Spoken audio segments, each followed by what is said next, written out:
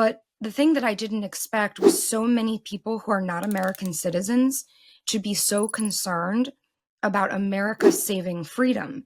And I think this really highlights the fact that in many people's eyes, the last stronghold of freedom globally is in the United States. And if we lose it here, we sort of lose it everywhere. And so the United States serves as this model of freedom, not only free speech, but, free ideas, the very concept of debate and disagreement. We see people in the UK being like arrested for memes and other places for wrongthink. And without the United States remaining free, the Overton window sort of shifts into a place that is completely lost. And so, I never felt like Trump was going to be this magic hero, but I did think he was a profoundly better option than the alternative. And I don't know that everyone really comprehended how bad the alternative had gotten. There's like a normalcy bias. A lot of people were like, oh, you're so dramatic. Like America is not ushering in communism. But we were, and we had political prisoners and we had very, very serious political warfare happening in all different branches of our government. The state of things, really couldn't be overstated. And so the stakes were really high. And I'm glad that we saved them. I don't know that that saves America or freedom forever. This is a battle that we have to continue to fight, both in the United States and globally. But I think we had a huge win, and I'm happy to celebrate that. And I think this gives us a few years to build new tools to empower ourselves in the future if things do slide back towards communist global tyranny. I mean, this is like the freedom aspect. You always have to keep fighting for it. I think there's like never the period of time where I'm like, okay, now we can lay back and freedom will always prevail. If we slip up, there will be communists coming up, there will socialists coming up, and they will take it away, and that's like the circle of life, the cycles of life basically. And it's really interesting what happens with Trump, with Doge, not the coin, but the Department of Government Efficiency, something like that. Mm-hmm. And overall cutting government spending is also in Europe now. Germany, new elected minister Merz is talking about that. They have to cut down government spending a lot. Austria is doing it currently. They're really going by. We also in Austria have now instated first time ever a state secretary for cutting down government spending. This was never there in history, and we have it now in Austria actually. I'm not a fan of the Austrian government, but there's some positive aspect that that the government spending has to be cut down. So it does feel like something global, something like actually is kind of moving. And I like what you said of like, of course we can flee, and there are a lot of Germans that move to El Salvador, Dubai, like all those places.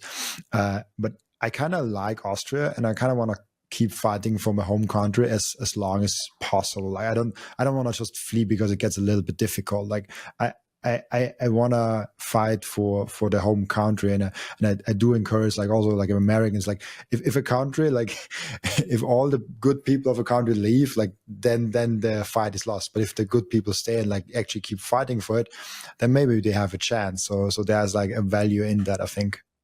Yeah, I agree with that.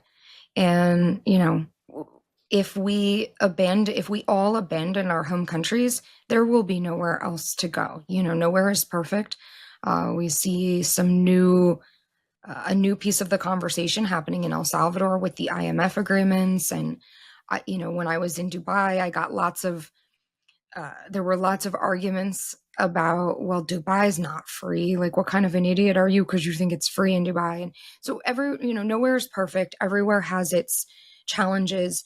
And I think, your conclusion is I agree completely with your conclusion that we need to stay and fight. And that means being involved. And this this apathy has developed where people are like, I don't want to be involved in politics. And I was very much guilty of that. But what we've seen, and I really started like leaning into this during COVID, is how much politics do matter, whether you care or not, whether you want to be involved or not. Politics is going to be involved in your life. And so there were just several things that happened to me with COVID and then working in the Bitcoin industry and seeing how aggressive the previous administration was being in shutting down the industry. Um, and I was not going to give up and not fight. I'm just not capable of that. So. How do you see at Trump and the Bitcoin, what he announced on Sunday, like almost a shitcoin reserve, but now Howard Lutnick seems to kind of steer the ship in a little bit of a better direction? Yeah. So my views on this are not super popular amongst like the hardcore purity Bitcoin maxist. And I consider myself a Bitcoin maxi, but also a realist. And there is a massive divide between what Bitcoiners on Bitcoin Twitter know and uh, I don't even want to say believe, but really know as fact, and like what's happening with normies, and how much of a divide there is between the understanding, the education that's needed, the regulations, the way that everything is managed. Um, and so to me, these things are not as black and white. Like, I always knew that if we were going to save everything, it was going to be with incremental improvements. There was no chance that someone was just going to come in and say, like, with decree, you're all good, you're safe, Bitcoin is amazing, there's no capital gains. Like, that's a wish list that will take years to achieve.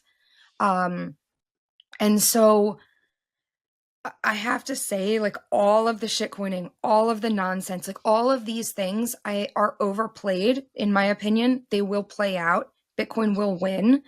And to me, it's a matter of like lack of understanding from normies about how bad it really was. We had FinCEN in our offices for months during the Biden administration. I'm not sure if we discussed this last time. I'm not sure if it had happened. There was a period of time where I couldn't discuss it yet. You know, I was saying a lot of stuff on Twitter, like, I think that this is what they're trying to do.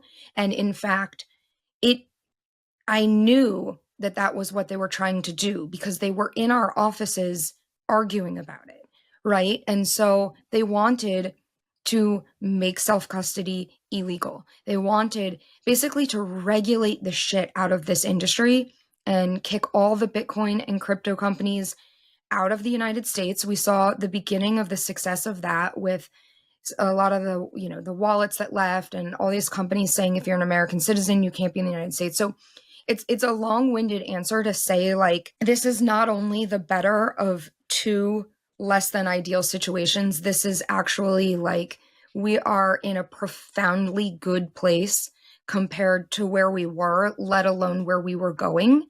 And I'm happy about that.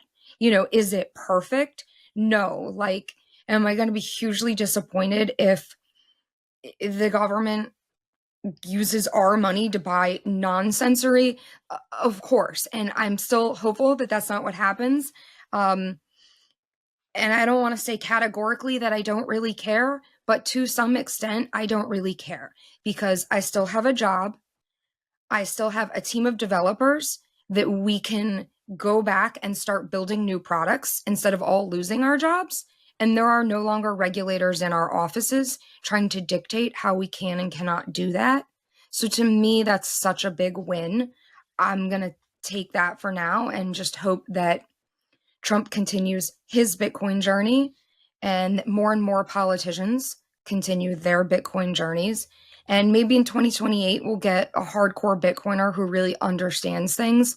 But going from where we were to where we are now, there's nothing but celebration from me. So you've heard Bitcoin is the new gold rush by now. As world leaders on all sides have endorsed it as the future of money, and now you're looking to get started, we'll show you how.